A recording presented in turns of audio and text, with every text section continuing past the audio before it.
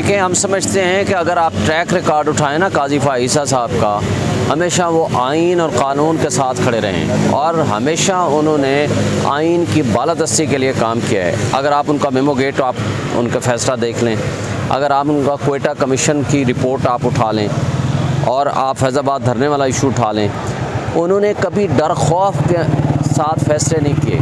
उन्होंने हमेशा आइन को अपहोल्ड किया है और क़ानून को अपहोल्ड किया है और किसी जगह डर खौफ उनका नज़र नहीं आया। और ये भी कभी उन्होंने नहीं सोचा कि कौन ताकतवर लोग नाराज़ होंगे, कौन हल्के नाराज़ होंगे और किस तरह के लोग मुझे नुकसान पहुंचा सकते हैं, कौन फ़ायदा पहुंचा सकते हैं। इन चीज़ों से बालातर उन्होंने हमेशा काम किया।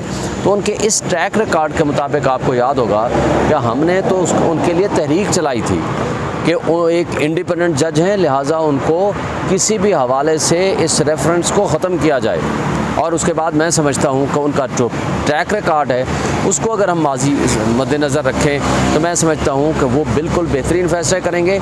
ये जो नज़रिया रख के बैठी हुई है ना हमारी इस्टेब्लिशमेंट के, उनकी ख्वाहिशात को के मुताबिक वो चलेंगे और यहाँ रूल ऑफ लॉ और आइन की बालादस्ती के लिए वो फ़ैसले नहीं करेंगे बल्कि कंप्रोमाइज़ हो जाएंगे। ये बिल्कुल उनकी गलतफ़हमी है।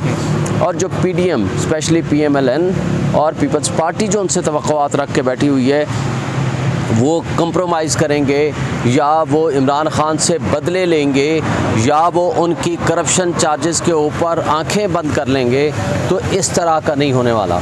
ये मेरी राय है और ये मैं आज से कई अर्सा पहले से मुस्तकिल ये कह रहा हूँ और कह चुका हूँ।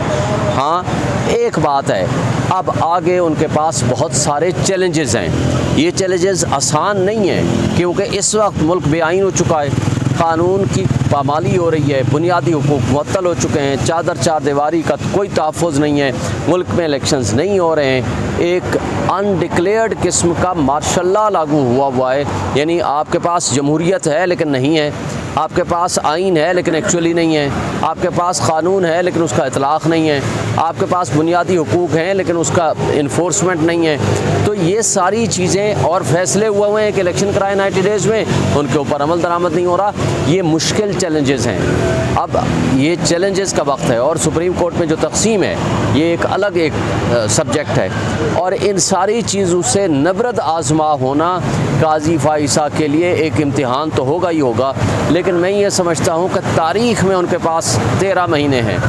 क्या तारीख़ में वो इतना ऊंचा नाम लिखवाना चाहते हैं, ये भी उन पर मुनहसर है। क्या तारीख़ में वो अपने आप को गुमनाम करके जाना चाहते हैं, ये भी उन पर मुनहसर है। फर्दर उनकी परफॉर्मेंस साबित करेगी कि वो किस तरह का चीफ़ जस्टिस साबित होते हैं। बंदियाल साहब क्या लेके जा रहे हैं? देखें, एक बंदियाल साहब को आप क्रेडिट देंगे, कोई जितने मुश्किल तरीन हालात थे, जितना उनके दरवाजे पे खड़े होकर कंटेनर्स लगा के उनको गालियां दी जा रही थी, पूरी असम्बली में उनके ख़िलाफ़ रेजोल्यूशंस पास हो रही थी, लेकिन उसने आइन और क़ानून की बालादस्ती के लिए तमाम फ़ैसले किए, इर्रेस्पेक्टिव कि उनकी ज़ात पे अटैक हुआ, इर्रेस्पेक्टिव कि सुप्रीम कोर्ट में तकसीम का शोशा छोड़ा गया, इर्रेस्पेक्टिव कि उसके ऊपर ज़ाती हमले भी हुए, उसके पर्सनल पे भी और सुप्रीम कोर्ट के ऊपर भी। इन सारे हमलों के बावजूद उसने अपने आप को तहम्मुल का मुजाहरा करते हुए आइन और क़ानून की बालादस्ती के लिए काम किया। वरना उसके लिए भी बड़ा आसान था, कोई भी तरीका कर लेता, वापस भेज देता नीचे वाली हाई कोर्टों को, वहाँ से फ़ैसले आएंगे फिर देखी जाएगी। लेकिन उनके फ़ैसले बहरहाल तारीख़ में याद रखे जाएंगे। लेकिन एक चीज़ रह जाएगी, वो है अमल दरामद। ये उन्होंने करना था। ये उनका जो क्रेडिट है वो थोड़ा सा डिसक्रेडिट में टू सम एक्सटेंट चला जाता है। वो फैसलों पे अमल दरामद अगर नहीं भी करा सके थे, उनको चाहिए था किसी एक शख्स को, 2 को, 5 को सिंबॉलिक सज़ा दे देते। एटलीस्ट ये साबित हो जाता कि जिसने आइन की खिलाफ वर्जी की है, कानून की खिलाफ वर्जी की है, आइन और क़ानून ने उसको सज़ा दी। सर, साइफर के वजह से आपने एक पिटीशन दायर किया, क्या उम्मीद लग रही है कि जो सदर से मुताल्लिक़ नोटिफिकेशन उन्होंने अपना एक सोशल मीडिया अकाउंट पर इसका दायर किया था कि मैंने बिल पर दस्तखत नहीं किए? देखें, बिल पे जब दस्तखत उन्होंने नहीं किए ना 75(1) के तहत डीम टू बी लॉ नहीं बन सकता। या वो दस्तखत करेंगे या वो वापस भेजेंगे और दोबारा असम्बली उसको पास करेगी, तो दोबारा जब उनके पास आएगा आर्टिकल 75 सब आर्टिकल 2 के तहत, फिर उनके पास 10 दिन है। अगर वो साइन कर देंगे ठीक है, वरना 10 दिन के बाद that bill will be deem to be a law. लिहाजा ये गज़ट नोटिफिकेशन जो मिनिस्ट्री ऑफ लॉ ने किया है बिल्कुल टोटल गलत है, इलीगल है, अनकॉन्स्टिट्यूशनल।